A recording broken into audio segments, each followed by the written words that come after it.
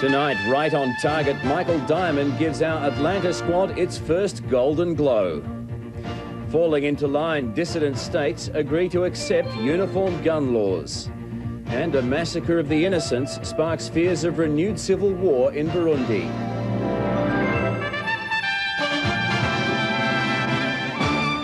Good evening, Ian Henderson in Melbourne with ABC News. Australia has snared its first gold medal at the Olympic Games in Atlanta.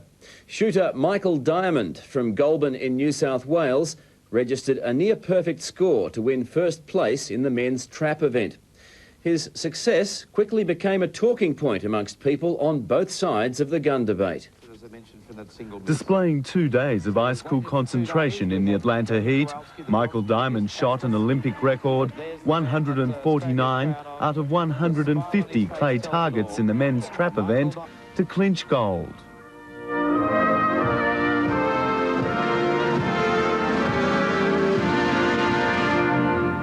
Minutes after posing with the American silver and bronze medalists, Australia's first Olympic shooting champion was whisked from the Wolf Creek venue, offering the briefest glimpse of golden glory. How proud does that make you? Unbelievable. You'd have to experience it yourself to really know how I felt. The emotion shared by Michael's family back in Sydney, who witnessed the realisation of a 16-year dream.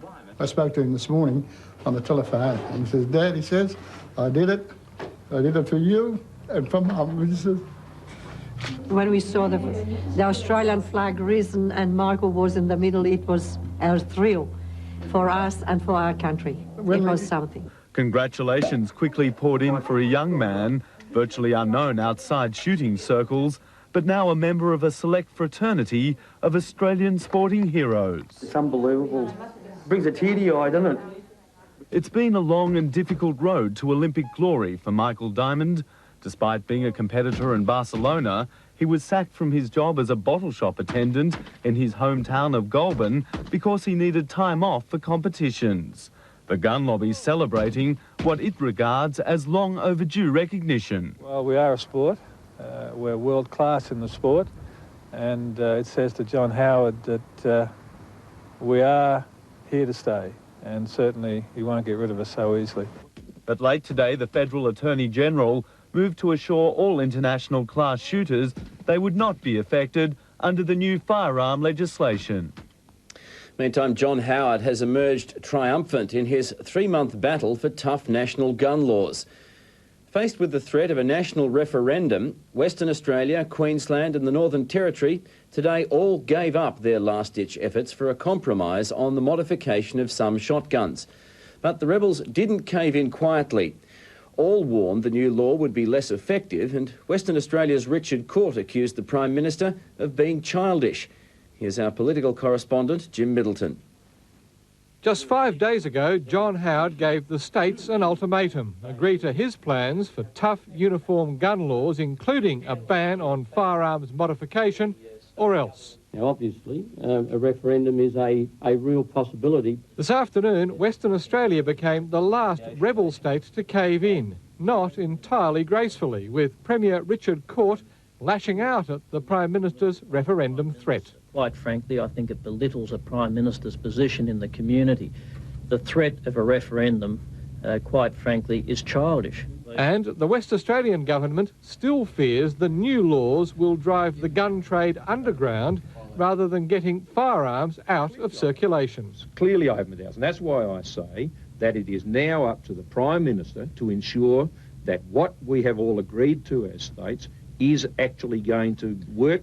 In the 3 months since the Port Arthur tragedy, John Howard has worked tirelessly against persistent state opposition and manoeuvring to produce today's victory. And he wasn't about to allow a few insults from the West to obscure his considerable personal triumph. The Northern Territory made its cave-in formal today, at the same time declaring common sense had not prevailed, that good public policy had been sacrificed for public perception.